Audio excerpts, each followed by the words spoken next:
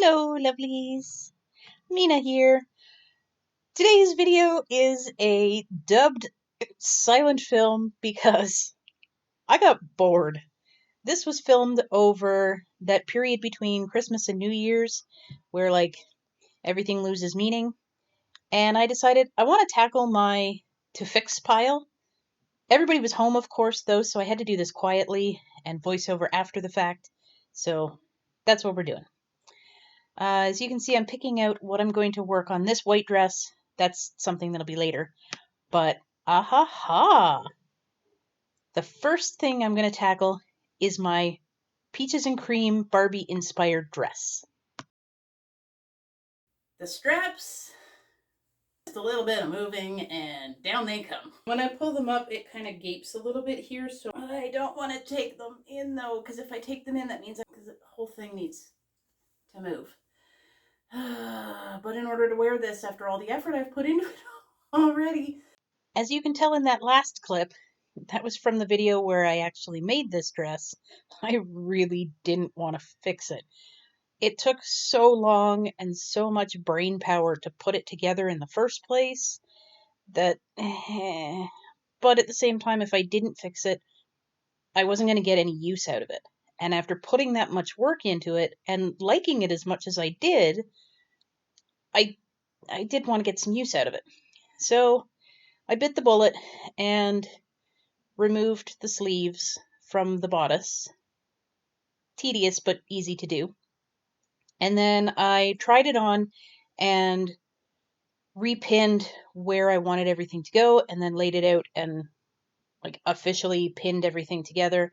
You can see from the pinking there how far over I had to move the sleeves, so they're now closer to the center on both sides, and there's a smaller gap where that sweetheart is.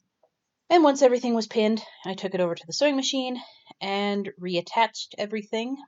These were all just simple straight stitches. I had encased as many seams as I could, so I didn't have to do fiddly French seams or anything like that. It was just a simple put it together and then try it on. And already, improvement. Now I'm moving around and it moves a little bit, but it doesn't fall right off. What am I doing here? Oh, right. Okay.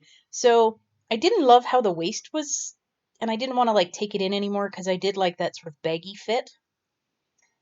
So I grabbed this petticoat. I don't even remember how long I've had that thing, but I think I've only worn it twice. But thankfully I still had it, and I threw it underneath the dress. And it didn't really change anything. I still have this bubbling, and I'm not sure if it's because of the pockets or if I pulled the bottom of the dress, where the skirt and the flounce meet, if that's maybe too small. Although I didn't take in the bottom of the skirt at all. I just moved the flounce down so it would fit. I don't know. Either way, I've got this weird bubble. I wanted it to be more of a straight skirt. But I'm not getting rid of the pockets. I love pockets too much. So I think I'm just going to have to live with it. I did try fiddling around with the shape of the bodice a little bit. You can see when I pinch it up, it fit a lot nicer. It had that almost like a gentle bell, or I guess an A-line shape. So what I ended up doing is I pinched on both sides and just kind of gauged where I pinched. And then I folded the dress in half so that the right sides are together. And I pinned where I had pinched. And I used a pin to keep the seams on top of each other. Trying to, keep this, I'm going to make a dart is what I'm doing. And I want it to be as even as possible and not get all weird and bunchy. So I measured down from my thumb, because that's how much I had pinched. It's a little bit more than the pin or the clip that I used. And I marked where my thumb was. And then I just created a diagonal line from that mark at the seam up to the fold on both sides. So it's kind of an angular rainbow or a really wide V. You can kind of see it there. And then I just sewed that. So that's right at the center of the seam going horizontally towards the front and the back. And I did that on both sides. Fingers crossed, hoping this will improve the fit of this dress. It could still use some more. I don't know. I don't know. I pinched exactly. I took in exactly what I had pinched, and when I pinched it, it looked good, but after it was sewn, it's not enough. But I didn't want to mess with the dress anymore, so I'm gonna live with it. But at least the sleeves now, I love them because they're closer to well, they're more on my shoulders, so they have a poof. Yes, I love the pocket. Pockets are awesome. But the sleeves have more of a poof, so it's more reminiscent of the, like, I don't know, the wrap that Peaches and Cream Barbie has. It's not gaping at the front anymore. The straps cover my bra straps and they don't fall down. So, you know what? It's good. I worked too hard on this dress to drive myself crazy over it or just like give up and throw it out. It's going to work. It's going to be good. I will wear it now. It's not perfect, but I will wear it now. So, good enough is good enough. It's good enough. okay, the Barbie dress turned out so good. I'm going back to the fix-it pile. I'm going to do something else. But which one? No, not the black thing, that's something else. The white thing, that's later. Ahaha! My secret pants. I made these, I don't even remember. Last year, 2 years ago, whatever. But I mentioned in a video last year when I was styling them that I found the waistband way too big. So that's the first fix. And the easiest fix, to be perfectly honest. All I have to do is unpick the little seam there where the two sides of the waistband come together, so I can pull out the elastic. Just get a good amount pulled out of there, and then I just cut it to separate the elastic. And I don't know that I want that whole bit cut off, so I unpick a little bit of the elastic so I'm not cutting as much. I don't need that. I think that was like, yeah, whatever that is, like an inch and a half or 2 inches or something. And now I'm just going to layer the elastic back on top of each other and sew the two ends down so it's nice and secure, just like that. This time I used white thread because it was in the machine, so you can't see it, but it was done. And then I stuff the one end into the other end of the waistband and hand stitch those back together.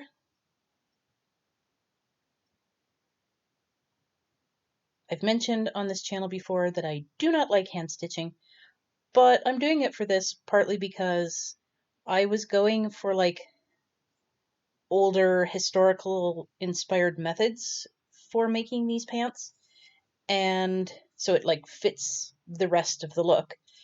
But also, it's a tiny little bit. I just need to tack that waistband down at the waist and then sew the two ends together. And it's not a terrible amount of work. a little tedious. That fabric is super nice too. It's like a wool, but it's a super soft wool, so it's probably a blend of some sort. But either way, it's like stitching through butter. Very nice.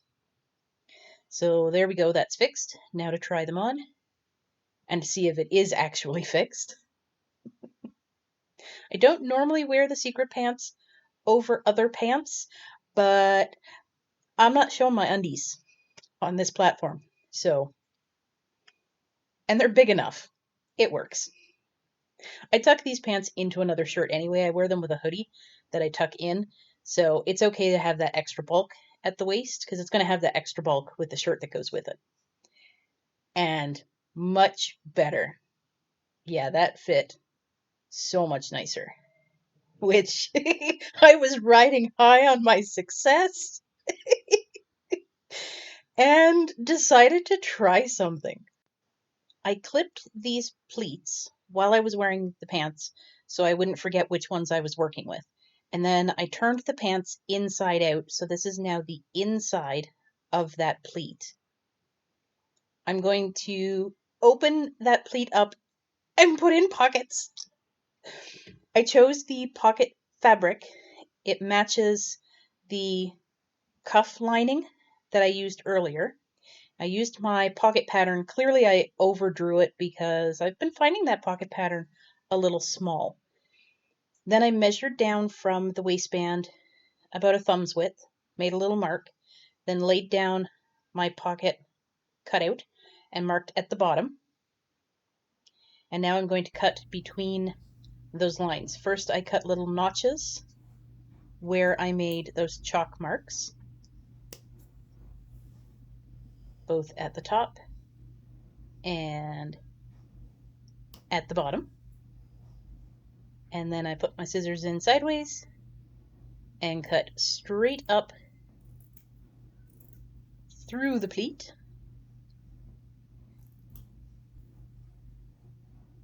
This whole process kind of terrified me because, see, I have to do the mental gymnastics to figure out how to do a French seam because this wool and the cotton, actually, that I'm using for the pocket lining frays like nobody's business. So I need to encase all those seams so nothing falls apart. So I think I figured it out. Actually, I know I figured it out. Spoiler alert. This is a voiceover. I've already done this. So I'm pinning the pockets to the pants. And they're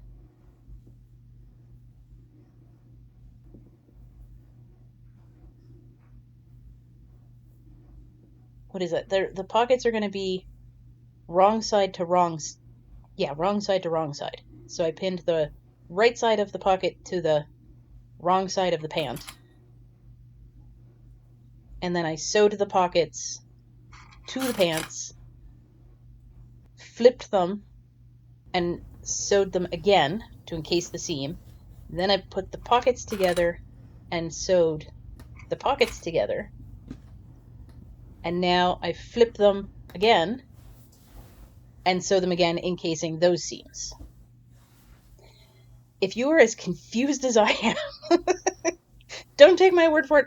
Look up somebody else's tutorial on how to do French seams, because they can explain it better than I just did. So there, I try the pants on. Yeah, I still feel like that. Oh, I am so excited. They look awesome. Look at that. My secret pants now have pockets. I love it. As much as I love those pants, I hated that they didn't have pockets. Now that they have pockets, they're perfect. And look at that. They're hidden. They like disappear in the pleat. So it doesn't even look like there's a pocket. Yeah. So that was the first one done. And then while I was celebrating, Hazel decided to join in the celebration. Okay.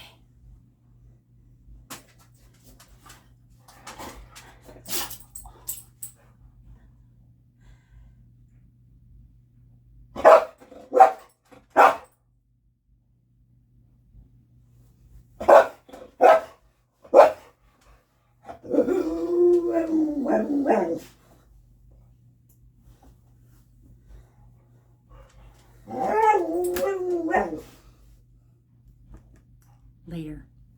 Doggo first. Many hours later, I made myself come back and finish the second pocket because, yeah, one pocket would have been enough, but I really wanted two. So as much as I didn't want to go through that process again, clearly it was worth it. I am so happy. The waistband fits perfectly. It doesn't feel like it's falling down or pulling when I put things in the pockets, of which I now have pockets. And this is the shirt that I have decided to pair with my secret pants, which I just demonstrated there. They kind of look like a skirt, but they're actually pants, but they don't really look like a skirt. It was my first time. They kind of suck, but I also kind of love them. So I'm just going with it. They're super comfortable and they are cute. And now they have pockets, so they're just perfect. Yeah, I love them. And these pockets are, look at that, gimangus. I could fit a whole mason jar in one of those pockets.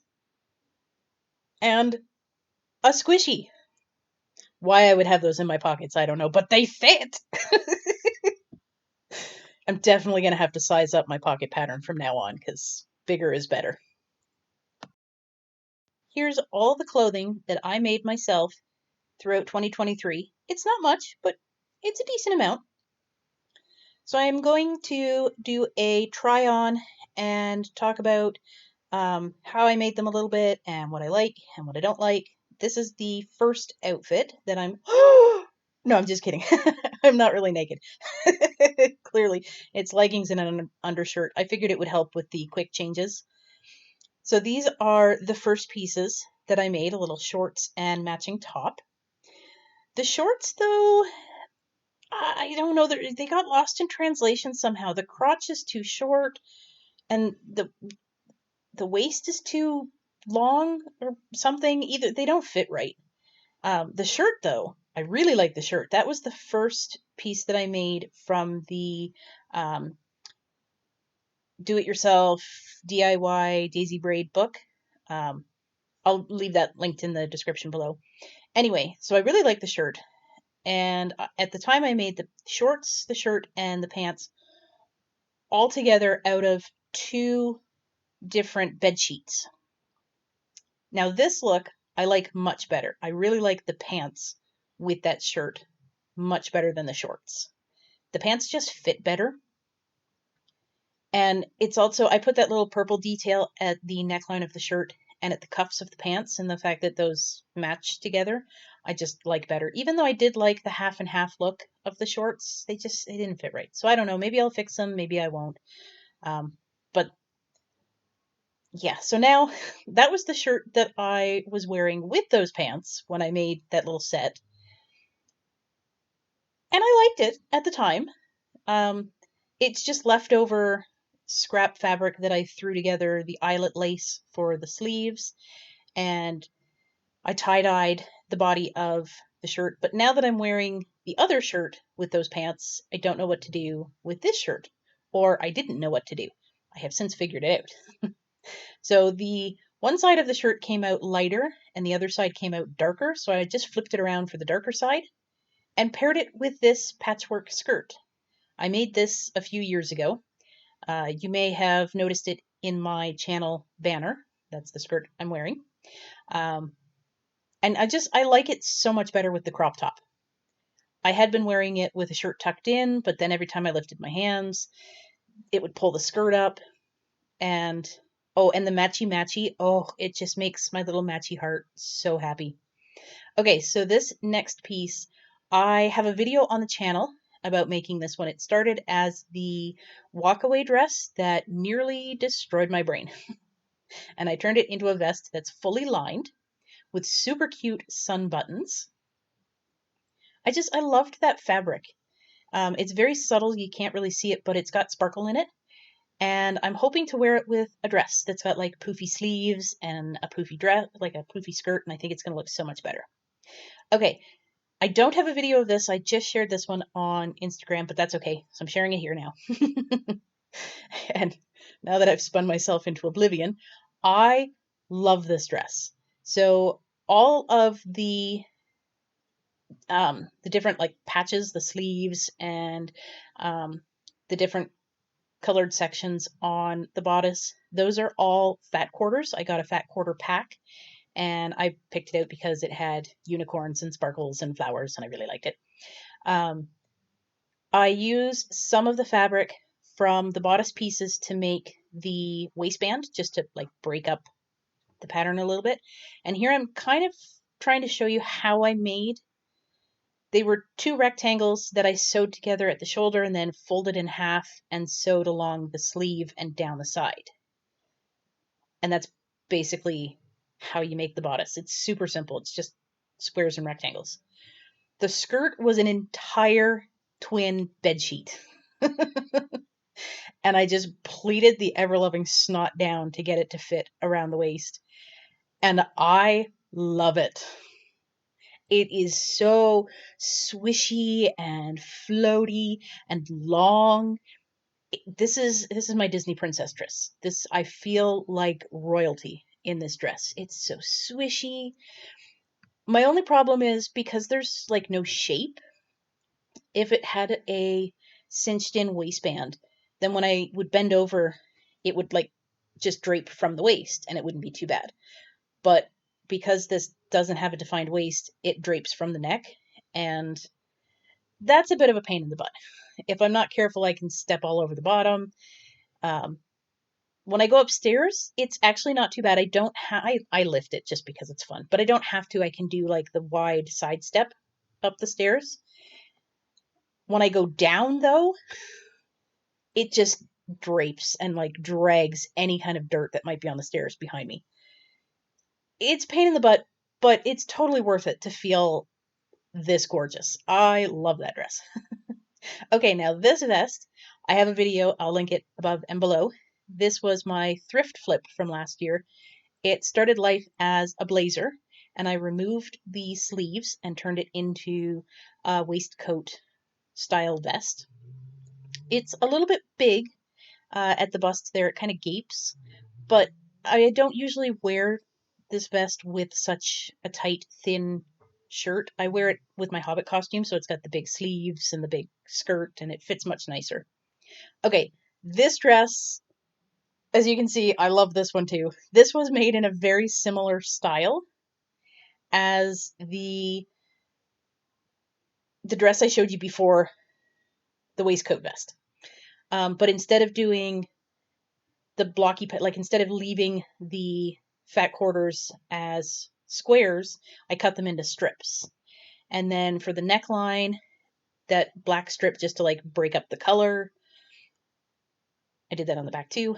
And for the skirt, that was black broadcloth that I had bought for a different project that I didn't end up needing to fix.